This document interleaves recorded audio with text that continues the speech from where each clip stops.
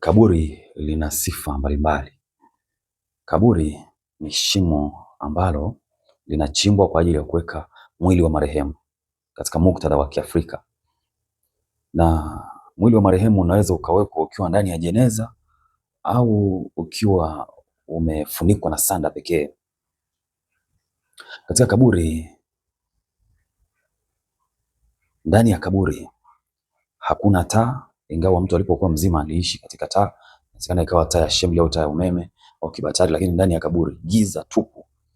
Katika kaburi hakuna chakula cha aina yoyote. Katika kaburi hakuna kinywaji chochote, isipokuwa tu mvua ikinyesha, basi walau maji yanaweza yakaufikia ule mwili, lakini kinywaji kingine chochote kama bia, kama soda na vinginevyo, hatuzani kama kuna mtu anaviweka ndani ya kaburi. Katika kaburi hakuna TV kwamba marehemu basi anaweza kaangalia TV. Hata kama alipokuwa anaishi alikuwa anaangalia TV, ndani ya kaburi hamna TV. Kwenye kaburi hamna kiyoyozi, IC. Hicho kitu hakipo ili kimpe marehemu kule ndani baridi, kwa sababu udongo unamgandamiza. Kaburi ni sehemu ya giza. Kaburi ni sehemu ambayo kwa kweli hakuna mtu anayefurahia, anaweza kusema nafurahia kukaa ndani ya kaburi. Hata kama mtu anajichimbia kaburi akiwa mzima, sio kwamba anatamani aende pale muda sio mrefu, hapana. Wanachimba tu kujipa ujasiri kwamba ninaenda kweli kwenye sehemu ambayo ina changamoto, ina giza, ina mateso ya kila aina ya sampuli. Wakati mwingine hata kuliwa na wadudu, lazima kuliwa na wadudu, ni mateso. Baada ya muda inabakia mifupa tu ambayo ni mikavu, ambayo haiwezi tena kupewa chochote ikaweza kuwa na uhai, isipokuwa tu kwa namna ya ajabu kama tutakavyoona katika somo la kwanza. Kwa hiyo hiyo ndio taswira ya kaburi tulionayo, sehemu ya mateso makubwa. Mpendwa mtazamaji, katika Dominika ya 5 ya Kwaresma ya mwaka A, kila mmoja anaalikwa kutoka katika kaburi alilopo, na sasa hapa sio kaburi tena la kimwili bali kaburi la kiroho, na kuingia katika sehemu ya mwanga ambayo atafurahia vile ambavyo ndani ya kaburi havipo.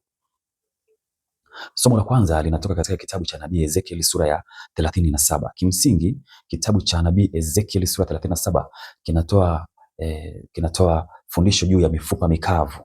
Mifupa mikavu. Ezekiel alionyeshwa mifupa mikavu ambayo baadaye ilirudishiwa tena uhai na ikawa watu, na uhai ukawepo tena, uzima ukawepo tena. Sehemu hii ambayo tunaisoma ni taswira ya namna ambavyo Wayahudi walipelekwa utumwani kule Babeli, na Ezekiel mwenyewe pia alipelekwa kule utumwani Babeli, na kule Babeli Wayahudi walipitia mateso makali. Kwa hiyo huko ni kama walikuwa kaburini. Mateso walioyapitia, baadhi yao walikuwa wanachomwa moto wakiwa hai. Ukirejea kitabu cha nabii Danieli sura ya 3, akina Meshaki, Shadraka na Abednego walikuwa wamechomwa moto wakiwa hai. Watu wengine walikuwa wanatupwa katika mashimo ambayo yana wanyama wakali. Danieli mwenyewe alitupwa humo. Ukirejea kitabu cha nabii Danieli sura ya 6. Ni sehemu ambayo Wayahudi walikuwa wanakatwa viungo vyao vya mwili wakiwa wanaona hivi hivi. Ukirejea katika kitabu cha nabii Yeremia sura ya 52 utaliona hilo. Kwa hiyo ule utumwa wa Babeli ulifananishwa na kaburi. Kaburi, mateso, kuchomwa moto, kukatwa viungo vya mwili, wakati mwingine kuwekwa kwenye mashimo ambayo yana simba, pamoja na mateso mengine mengi ambayo pengine hatujaelezewa, lakini ile ilikuwa ni mfano wa kaburi. Ndio maana sasa somo la kwanza kutoka kitabu cha nabii Ezekiel sura 37 aya 12 hadi 14, neno la Mungu linasema, Bwana Mungu asema hivi, tazameni nitayafunua makaburi yenu na kuwapandisha ninyi kutoka makaburi yenu, enyi watu wa taifa langu. Kimsingi atawatoa kwenye makaburi ya mateso, yani kule utumwani Babeli, atawarudisha Yerusalemu. Nitawarudisha katika nchi ya Israeli. Maana yake sasa warudi Yerusalemu kutoka katika utumwa wa Babeli ambapo kuna mateso, ambapo kuna makaburi ya mateso. Somo la Injili linatoka katika mwinjili Yohane sura ya 11. Somo hili pia linazungumzia juu ya ufufuo wa kijana mmoja aliyeitwa Lazaro. Huyu alikuwa amekufa na akazikwa kwenye kaburi, na ndani ya lile kaburi tunaambiwa kwamba alikuwa ameshaanza kuoza. Kwenye kaburi wakati mwingine kuna uozo, watu kule wanaoza, wanaliwa na wadudu.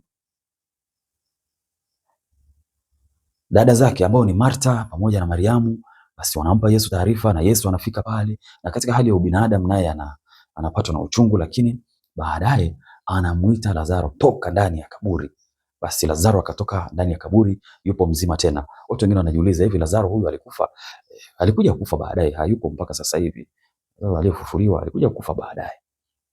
Sasa katika injili ya leo tunachokiona hapa kikubwa ni kwamba Yesu anamrudishia tena huyu kijana uzima. Katika somo la kwanza tuliona kabisa Mungu anawaahidia Waisraeli kwamba watatoka katika makaburi yao, alafu watakuja tena katika nchi yao ya Israeli, Yerusalemu, mji wa Yerusalemu, watafurahia maisha. Na hapa tunamuona Yesu ambaye ni nafsi ya pili ya Mungu akimrudishia tena uzima huyu Lazaro ambaye alikuwa ameshakufa. Na katika somo la pili waraka wa Mtume Paulo kwa Warumi sura ya 8, neno la Mwenyezi Mungu linatuambia kwamba kwa kupitia Roho Mtakatifu sisi tumefanywa wana wa Mungu. Roho Mtakatifu aliyemfufua Yesu kutoka wafu, basi anatufanya na sisi tuweze kuwa hai katika maisha yetu, endapo tu tutaishi kwa mujibu wa matakwa ya kimungu katika maisha yetu. Sasa ni ujumbe upi tunaopata katika masomo ya leo? Walau mambo manne makubwa. Jambo la kwanza, tambua kaburi lako ulilopo. Waisraeli kaburi lao lilikuwa ni kule utumwani Babeli, na kaburi hilo lilisababishwa na wao kumkataa Mungu, kuabudu miungu ya uongo na kuacha kumtegemea Mungu, wakawa wanawategemea wanadamu. Ndio maana walipelekwa kule utumwani Babeli. Ukirejea mfalme wa mwisho wa Yuda ambaye ni Sedekia, wakati mwingine alienda kuomba msaada kutoka kwa Wamisri ili wamsaidie kupingana na Wababuloni, lakini mwisho wa siku msaada wa mwanadamu haukumsaidia. Mwisho wa siku akapelekwa huko utumwani Babeli. Tambua kaburi lako ni lipi. Ni kitu gani ambacho unakipitia katika maisha kinakutesa sana, na chanzo cha hayo mateso ni nini? Pengine unaumwa sana kwa sababu ya kunywa pombe, pengine unaumwa sana kwa sababu ya kupenda sigara, pengine ni kwa sababu ya bangi, miraa, pengine ni kwa sababu ya mahusiano ambayo sio rafiki. Uliweka tumaini lako kwa mwanadamu, ukadhani mwanadamu anaweza akakutatulia changamoto zako zote. Tambua kaburi lako liko wapi. Tambua kaburi lako liko wapi. Pengine ulipenda mno fedha, ukadhani fedha inaweza kumaliza kila shida. Tambua kaburi lako ni wapi, maana unaweza ukawa nazo sasa, lakini unagundua kwamba huna raha. Miaka labda mtu anakaa miaka 80 70 anatafuta fedha na haridhiki. Kumbe unatambua kaburi lako liko wapi. Pengine umeenda kwa wachawi, yani wewe unataka kujitafutie umaarufu. Kila siku zinapoenda umaarufu unapungua badala ya kuongezeka. Unakuwa na msongo wa mawazo. Tambua kaburi lako liko wapi. Kanisani huendi tena, Mungu humheshimu tena, na unashangaa hata watu wanakutenga. Alafu unaanza kuwalaumu watu kwa nini wanakutenga. Tambua kaburi lako liko wapi. Tambua kaburi lako liko wapi. Na anayeweza kukufanya utambue kaburi lako liko wapi kwa kweli ni Mungu mwenyewe, na ndio maana kupitia neno hili basi anatuambia tutambue makaburi yetu. Yeye mwenyewe anatuambia yuko tayari kutusaidia tutambue makaburi yetu. Jambo la pili la kujifunza katika masomo ya leo ni kutoka katika Injili. Yesu anatuita kutoka makaburi yetu. Yesu alimwambia Lazaro, toka huko kaburini, na akatoka akiwa mzima. Basi pengine umekuwa katika kaburi fulani kwa muda mrefu, au nimekuwa katika hali fulani kwa muda mrefu ambayo ni ya mateso. Katika siku ya leo Yesu ananiambia nitoke huko na nifuate njia ya uzima. Na njia ya uzima ni ipi? Kama nilikuwa mlevi niache ulevi, afya yangu itaimarika. Kama nilikuwa navuta bangi, sasa niache bangi, nibakie tu kawaida, sitakufa. Nitaishi na kuyasimulia matendo makuu ya Bwana kwa sababu nitasema Mungu ameniadhibu sana, lakini hakuniacha nife. Zaburi ya 118 aya 17 na 18. Labda nilikuwa katika mahusiano ambayo pengine sio mazuri, nione namna ya kurekebisha mahusiano yangu, niweze kuwa na msamaha na upendo, basi nibakie niishi kwa amani, nisiendelee kubeba watu kwa muda, maana hapo najitafutia kifo. Yani hapo ni sawa najiozesha mwenyewe. Pengine nilikuwa mwizi sana, basi niachane na wizi, nifanye kazi. Yesu ndiye ananiambia hivyo, toka huko kwenye wizi, njoo. Pengine nilikuwa natamani sana mambo ya watu na nini, basi walau leo ninaambiwa nitoke huko nije kwa Yesu ili niweze kuwa mzima tena. Lazaro alibakia na uzima na akaishi kwa muda mrefu, na akawa kielelezo cha kwamba Yesu anaweza kurudisha tena uhai. Jambo la tatu la kujifunza, tuwasaidie watu wengine kutoka katika makaburi yao. Kuna watu wengine ambao wanateseka tu kwa vile hawajajua chanzo cha mateso yao ni nini. Kwa mfano, kuna mtu ambaye ana msongo wa mawazo lakini hajui sababu ya huo msongo wa mawazo ni nini. Kuna mtu mwingine ambaye anaumwa mara kwa mara, na akienda hospitalini akipimwa anaonekana hana ugonjwa. Anaambiwa anywe maji mengi na apumzike, lakini kumbe ana msongo wa mawazo kichwani. Tutambue, wasaidie watu wengine kutoka katika makaburi yao. Kuna watu wengine ambao wanajitahidi kutafuta watoto, hawapati. Wanadhani wamelogwa. Kumbe tu ni mifumo yao ya uzazi ina changamoto. Kama Mungu amekujalia ukawa na uelewa huo, wasaidie hao watu watoke katika makaburi yao. Kuna watu ambao wanaanguka kwa sababu ya kifafa, wanadhani kwamba wamerogwa au wanalaana. Na basi tuwaondoe watu katika makaburi yao. Tuwaambie ukweli tu kwamba kuna wakati mwingine magonjwa hayo yanatokana na namna, wakati mtu anapozaliwa kuna changamoto zinaweza zikatokea, basi au baada ya kuwa mtu mzima amepatwa na jeraha fulani.